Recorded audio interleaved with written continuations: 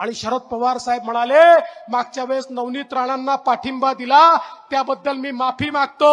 अरे पवार साहेब, तुम्हाला माफी मागायची असेल तर याकरता मागा की तुम्ही सातत्याने विदर्भावर अन्याय केला, तुम्ही सातत्याने अमरावतीवर अन्याय केला, तुम्ही सातत्याने आम्हाला मागास ठेवलं। आज मोदीजींच्या नेतृत्वात या ठिकाणी टेक्सटाईल पार्क आला, मोदीजींच्या नेतृत्वात रेल्वे स्टेशनचं सौंदर्यीकरण आलं, मोदीजींच्या नेतृत्वामध्ये या ठिकाणी इंडस्ट्री आली, मोदीजींच्या नेतृत्वात विमानतळाला गती मिळाली, मोदीजींच्या नेतृत्वात मेडिकल कॉलेज या ठिकाणी आलं, मोदीजींच्या नेतृत्वात क्रीडा विद्यापीठ या ठिकाणी आलं, मोदीजींच्या नेतृत्वात पहिलं मराठी भाषा विद्यापीठ आमच्या रिद्धपूरला त्या ठिकाणी आलं। मित्रांनो, या ठिकाणी मोदीजींच्या नेतृत्वात विकासाला सुरुवात झाली।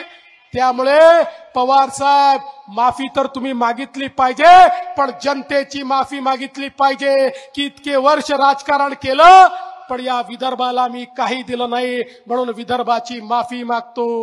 मी या निमित्ताने तुम्हाला एवढंच सांगतो बंधू भगिनींनो, आताच नवनीत राणा आणि रवी राणा म्हणत होते की आमच्या काही लोकांची घरं बाकी आहेत, काळजी करू नका, मोदीजींनी अजून 12 कोटी लोकांना घरं देण्याचा निर्णय केलाय आणि मोदी आवास योजना आपण सुरू केली आहे, त्यामुळे चिंता करण्याचं कारण नाही आहे। प्रत्येकाला घर मिळेल आणि प्रत्येकाच्या घरामध्ये त्या ठिकाणी विकास आल्याशिवाय राहणार नाही।